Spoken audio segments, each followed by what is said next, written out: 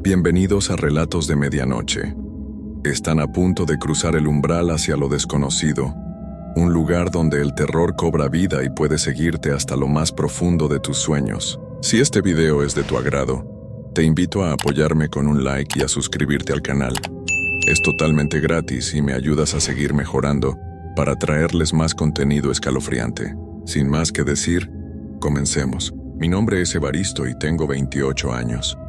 Vivo en un pueblo del sur de Oaxaca, pero mi historia comenzó hace 5 años, cuando apenas tenía 23 y estudiaba en la ciudad. Todo cambió el día que recibí aquella llamada de mi madre. Su voz sonaba quebrada, casi no podía hablar del llanto. Mi padre había sufrido un accidente terrible en el campo donde sembraba maíz y trigo. Una mala pisada, un hoyo que no vio, y su pierna quedó destrozada. Soy hijo único. No había nadie más que pudiera hacerse cargo de ellos. Esa misma tarde empecé a empacar mis cosas. Llamé a un flete para que se llevara todo de la casa que rentaba. Mi corazón se partía en dos porque tenía que dejar la escuela cuando apenas me faltaba un año para terminar. Pero lo que más me dolía era dejar a Carla. Carla era mi novia, mi compañera de clases. Nos habíamos conocido en segundo semestre y desde entonces no nos habíamos separado. Ella era todo para mí. Cuando le di la noticia, sus ojos se llenaron de lágrimas, pero me abrazó fuerte y me dijo que lo entendía perfectamente. Me hizo prometer que en cuanto mi papá mejorara, yo regresaría para terminar la carrera y que después nos casaríamos. Yo le prometí con todo mi corazón que así sería. Nos despedimos en la terminal de autobuses. Ella me entregó una foto suya que siempre guardaba en su cartera. Me dijo que nos marcaríamos todos los días para no perder la comunicación. Yo asentí, tratando de no llorar frente a ella. El viaje de regreso al pueblo fue el más largo de mi vida. Miraba por la ventana del autobús y solo pensaba en cuándo podría volver. Cuando llegué a casa de mis padres, mi madre me esperaba con un mole de guajolote de esos que solo ella sabe hacer. Mi padre estaba en cama con la pierna enyesada. La fractura había sido muy fea. A pesar del dolor, él sonreía al verme. Me abrazó fuerte y me agradeció por haber regresado. Esa noche cenamos juntos como familia. Por un momento sentí que todo estaría bien. Después de comer, acomodé mi cuarto. Era el mismo donde había crecido, con las mismas paredes de adobe y el mismo techo de lámina. Me acosté en mi vieja cama, pero no podía dormir. Pensaba en Carla. Necesitaba escuchar su voz. Recordé que en el pueblo solo había un lugar donde vendían tarjetas de Wi-Fi. En el centro, junto a la tienda de Don Chuy. Salí corriendo por las calles de tierra. Era de noche y apenas había luz de los pocos focos que alumbraban las esquinas. Llegué al centro, compré una tarjeta y me senté en una banca de la plaza. Le hice una videollamada a Carla. Cuando vi su rostro en la pantalla, sentí que mi corazón volvía a latir normal. Le platiqué todo, cómo estaba mi padre, cómo era estar de vuelta en el pueblo. Ella me escuchaba con atención y me decía que no me preocupara por ella, que me tomara el tiempo necesario. Le pregunté al doctor del pueblo cuánto tiempo tardaría la recuperación de mi padre. Me dijo que en 3 meses ya podría hacer sus trabajos en el campo, aunque con mucho cuidado.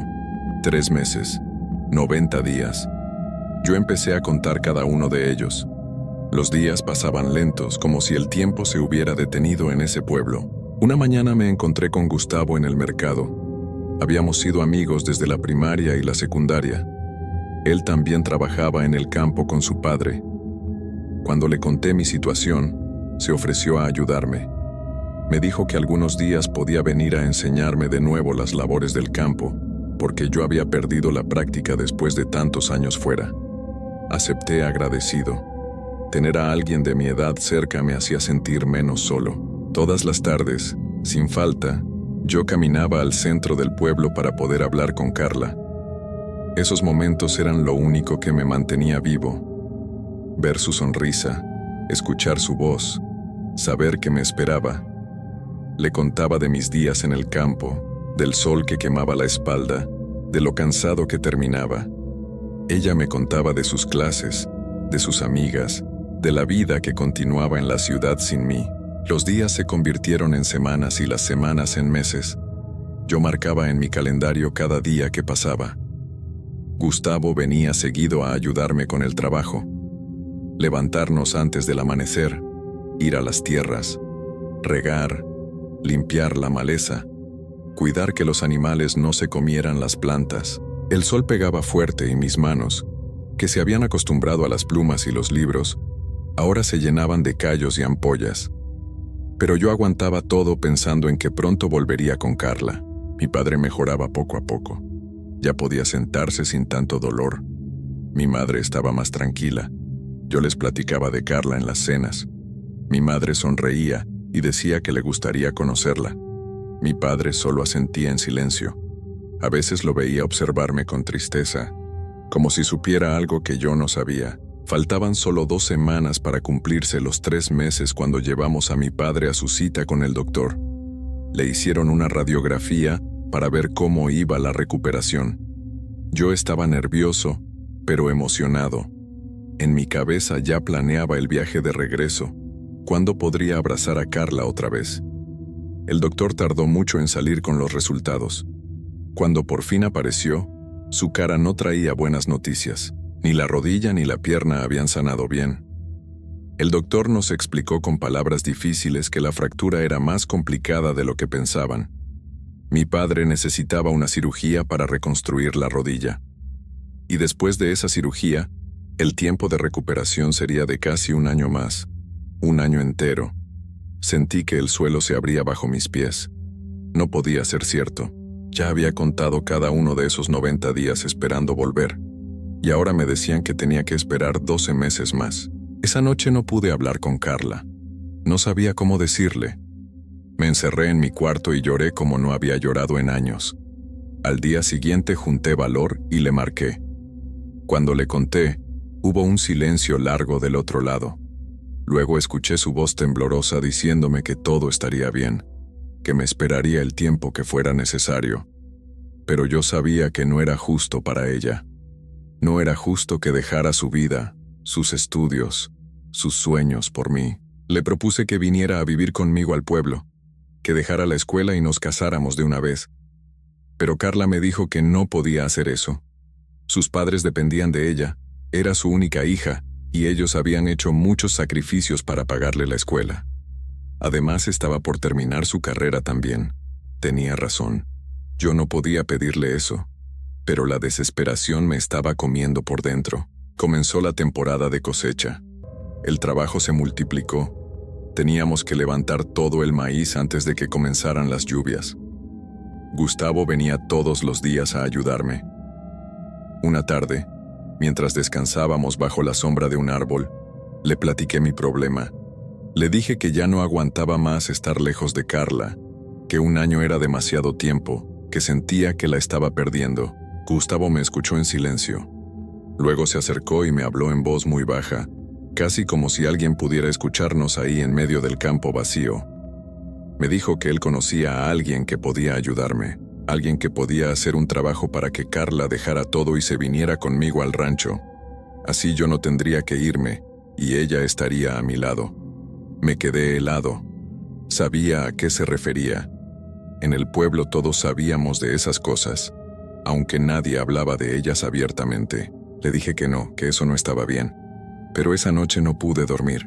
Las palabras de Gustavo seguían resonando en mi cabeza. Una y otra vez. Pensaba en Carla, en cuánto la extrañaba, en cómo cada día sin ella era un infierno. Me decía a mí mismo que solo era una ayudita, que si Carla me amaba de verdad no importaría, que al final estaríamos juntos y seríamos felices. Al día siguiente, mientras trabajábamos, le pregunté a Gustavo más detalles.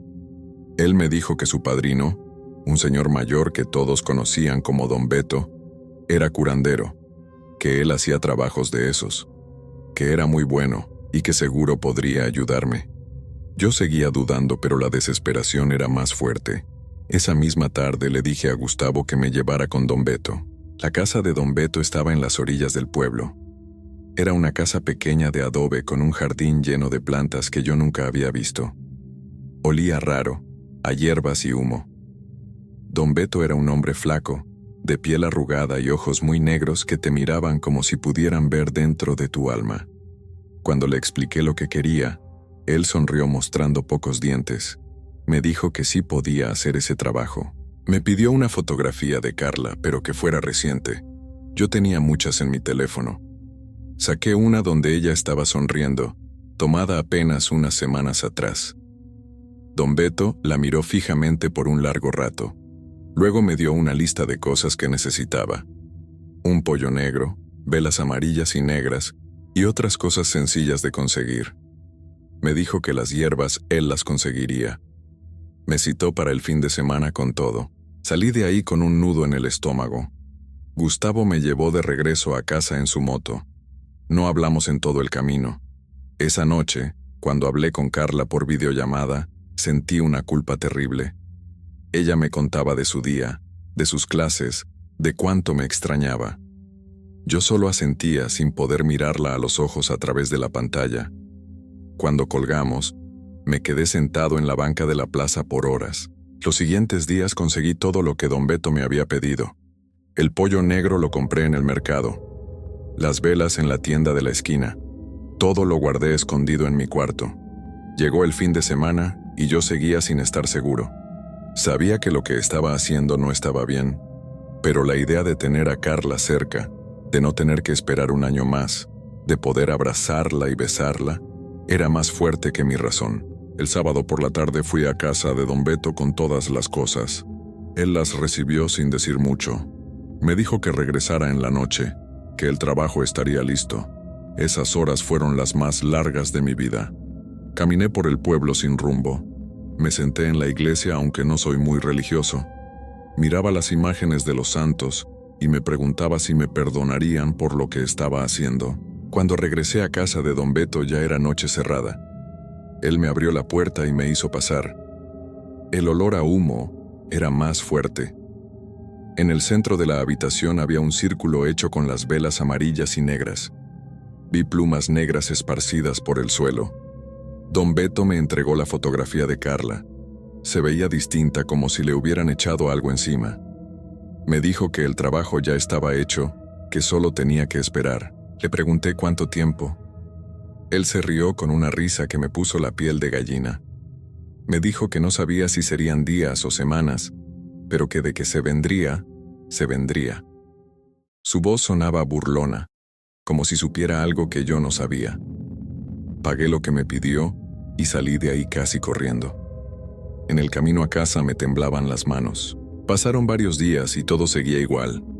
Yo hablaba con Carla todas las tardes. Ella me contaba de su vida y yo de la mía. Me preguntaba si el trabajo de don Beto había funcionado o si todo había sido una mentira. Hasta que llegó ese martes. Era una tarde normal. Yo había terminado de trabajar en el campo y fui al centro para marcarle como siempre. Pero ella no contestó la videollamada. Al principio pensé que estaría ocupada. Le mandé mensajes. 1, 2, 3. Nada. Pasó una hora y yo seguía marcando. Nada. 2 horas, 3 horas. Mi corazón empezó a latir muy rápido. Algo no estaba bien. Le marqué a su número normal, no solo por internet. El teléfono sonaba pero nadie contestaba. Empecé a sentir un miedo que nunca había sentido. Esa noche no pude dormir. Al día siguiente en la mañana seguía sin saber nada de ella. Entonces decidí marcarle a casa de sus padres. El papá de Carla contestó, y por su voz supe que algo terrible había pasado. Me dijo que no sabían nada de Carla desde el día anterior, que había salido de la casa en la madrugada sin decir nada y no había regresado. Ya la habían reportado como extraviada. La policía la estaba buscando. Sentí que el mundo se me venía encima. Le dije a mis papás que tenía que ir a la ciudad de inmediato, que era una emergencia. Mi madre me vio la cara y no preguntó nada. Me dio dinero para el pasaje. Tomé el primer autobús que salía. El viaje fue una pesadilla. No podía dejar de pensar en Carla, en dónde estaría, si estaría bien. Y en el fondo, muy en el fondo, una voz en mi cabeza me decía que esto era mi culpa. Llegué a la ciudad en la madrugada. Fui directo a casa de Carla. Desde lejos vi las luces de las patrullas de policía. Mi corazón se detuvo. Corrí lo más rápido que pude. Afuera de la casa estaban los padres de Carla. Su mamá lloraba sin parar. Su papá tenía la mirada perdida. Cuando me vieron, la mamá de Carla se abrazó de mí y no paraba de llorar. Un primo de Carla estaba ahí hablando con los policías. Me acerqué y le pregunté qué había pasado. Me dijo que habían revisado las cámaras de seguridad de la central de autobuses. Carla había llegado ahí sola en la madrugada del día anterior. Se veía en los videos que estaba sentada afuera esperando, como si fuera a tomar un autobús de pasajeros, pero no sabían hacia dónde iba. Mientras ella esperaba sentada, dos sujetos se acercaron. Por la forma en que iban vestidos parecían gente de la calle. Los videos mostraban cómo se le acercaron, cómo ella se asustó, cómo trató de levantarse para correr. Pero ellos fueron más rápidos. La golpearon, la cargaron como si fuera un bulto y se la llevaron. Todo pasó muy rápido. Nadie pudo hacer nada. De ahí no se sabía nada más. Yo caí de rodillas en la banqueta. No podía respirar. Empecé a llorar y a gritar. Los papás de Carla me abrazaban, pero yo no podía parar. Porque en ese momento lo supe con toda certeza. Carla iba a buscarme. Iba a tomar un autobús que la llevara hasta mi pueblo. El trabajo de Don Beto había funcionado. Ella había dejado todo para irse conmigo, pero no llegó. Esas personas se la habían llevado por mi culpa. Me quedé en la ciudad ayudando en la búsqueda. Pegamos carteles con la foto de Carla por todas partes. Hablamos con la policía todos los días. Yo no les podía decir la verdad. No les podía decir que ella iba hacia mi pueblo porque yo había hecho algo muy malo. Solo les dije que éramos novios y que ella nunca me había mencionado que vendría a verme. Pasó un día entero, luego otro. La policía buscaba en todos lados. Revisaban cámaras, hablaban con testigos, seguían pistas. Yo no dormía, no comía, solo caminaba por las calles con la esperanza de encontrarla. En las noches me quedaba en casa de sus padres. La mamá de Carla lloraba sin parar. El papá se la pasaba abrazando la ropa de su hija. Al segundo día de búsqueda llegaron dos policías a la casa. Sus caras traían malas noticias. Le pidieron al papá de Carla que fuera con ellos. Dijeron que habían encontrado a alguien en un solar abandonado al otro lado de la ciudad. Un lugar horrible donde tiraban basura. El cuerpo de una joven. Necesitaban que él fuera para confirmar si era su hija. Yo quise ir con él, pero los policías me dijeron que solo podía ir un familiar directo. El papá de Carla se subió a la patrulla temblando. Yo me quedé con su mamá y otros familiares. Pasaron horas que parecían años. Todos esperábamos en silencio. Nadie quería decir lo que todos estábamos pensando. Yo rezaba aunque no sabía rezar. Le pedía a Dios que no fuera ella, que fuera un error, que Carla siguiera viva en algún lado. Cuando el papá de Carla regresó, no hacía falta que dijera nada. Su cara lo decía todo. Se dejó caer en el sillón y empezó a llorar como un niño. Era ella. Era Carla. La habían encontrado. Los policías dijeron que había señales de tortura. Dijeron otras cosas que no puedo repetir aquí. Cosas horribles que esas personas le habían hecho antes de quitarle la vida. Ya no estaba. Mi Carla ya no estaba. El mundo se detuvo. Los gritos de la mamá de Carla llenaban toda la casa. Los vecinos empezaron a llegar. Todos lloraban. Yo me quedé sentado en una esquina sin poder moverme, sin poder llorar, sin poder sentir nada más que un vacío enorme, porque sabía que esto era mi culpa. Si yo no hubiera ido con Don Beto, si no hubiera hecho ese trabajo, Carla nunca habría salido de su casa esa madrugada. Ella estaría viva. Estaría estudiando, sonriendo, viviendo. Pero por mi culpa ya no estaba. Me quedé para el funeral. Ver el ataúd cerrado. Ver a sus padres destrozados. Ver a sus amigas llorando. Todos preguntaban por qué. ¿Por qué le había pasado esto a alguien tan buena como Carla? Yo tenía la respuesta, pero no la podía decir. La respuesta era yo. Yo era el culpable de todo. Después del entierro regresé al pueblo. No le dije nada a nadie sobre lo que había hecho. Gustavo me preguntó qué había pasado y yo solo le dije que Carla había sido víctima de unos delincuentes. Él bajó la mirada y no volvió a preguntar. Creo que él también sabía. Nunca más volví a casa de don Beto. Cada vez que pasaba cerca de ese lugar sentía ganas de vomitar. Mi padre tuvo la cirugía unas semanas después, pero algo salió mal. La herida se le infectó. Los doctores intentaron de todo, pero la infección se extendió. Tuvieron que amputarle la pierna completa. Ahora mi padre se la pasa todo el día en una silla de ruedas. Ya no puede trabajar. Ya no puede hacer nada. Se la pasa de mal humor, gritándole a todos, quejándose de todo. La vida que conocía se le acabó ese día del accidente. Mi madre aguantó un año más. Un año soportando el carácter terrible de mi padre. Sus gritos, sus quejas, su amargura. Una mañana desperté y encontré una nota sobre la mesa de la cocina.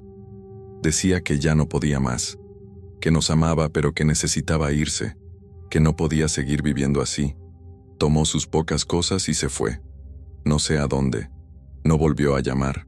Nos abandonó a mí y a mi padre. Han pasado 5 años desde entonces. 5 años desde que Carla dejó este mundo por mi culpa. Ahora tengo 28 años, pero siento que tengo 100.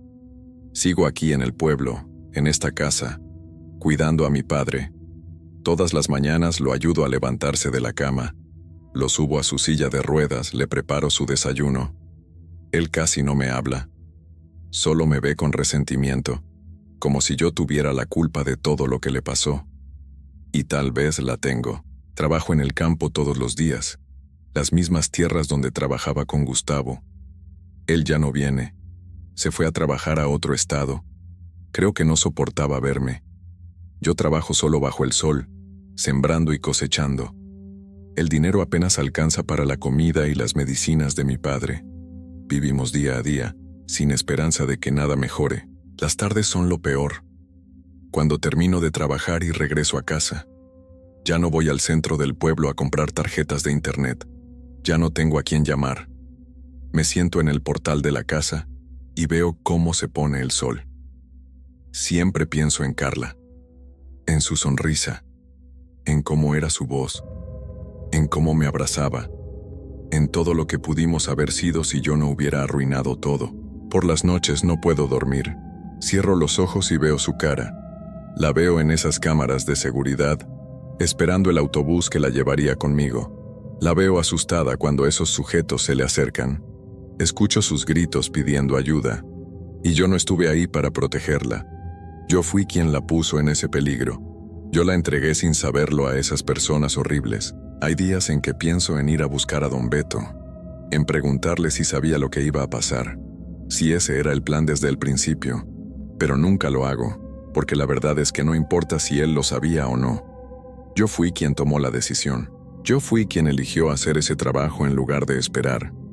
Yo fui quien prefirió mi desesperación egoísta sobre el bienestar de Carla. Mi padre cada día está peor. Ahora tiene otros problemas de salud.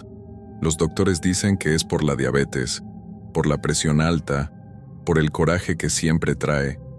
Yo sé que un día no muy lejano él también se irá, y entonces me quedaré completamente solo en esta casa, solo con mis recuerdos y mi culpa. He pensado muchas veces en contarle a alguien la verdad, en ir con la policía y decirles lo que hice, que yo fui el responsable de que Carla saliera esa madrugada, pero sé que no serviría de nada. No pueden meter a la cárcel a alguien por hacer esos trabajos. No hay leyes contra eso.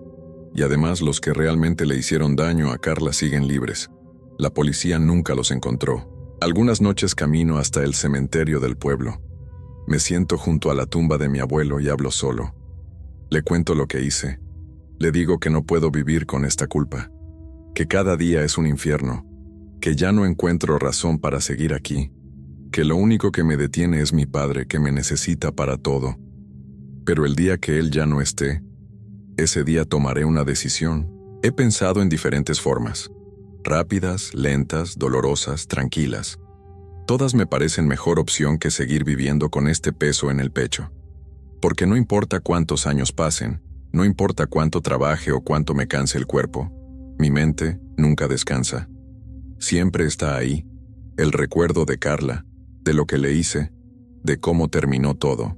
Los vecinos del pueblo a veces me preguntan por qué nunca me casé, ¿Por qué nunca busqué a otra muchacha? Yo solo sonrío y cambio el tema. No pueden saber que yo ya estoy casado. Casado con mi culpa, con mi dolor, con el recuerdo de la única mujer que amé y que destruí con mis propias manos. Esta es mi vida ahora. Cuidar a un padre que me odia. Trabajar una tierra que no me da para nada. Vivir en un pueblo donde todos los rincones me recuerdan lo que hice. No hay escapatoria. No hay perdón. No hay paz. Solo espero el día en que pueda descansar. El día en que pueda cerrar los ojos y no volver a abrirlos. Tal vez entonces pueda pedirle perdón a Carla cara a cara. Aunque sé que no hay perdón posible para lo que hice. Yo maté a la persona que más amaba en este mundo. Y con ella, se murió todo lo bueno que había en mí. Ahora solo soy un cascarón vacío esperando el final.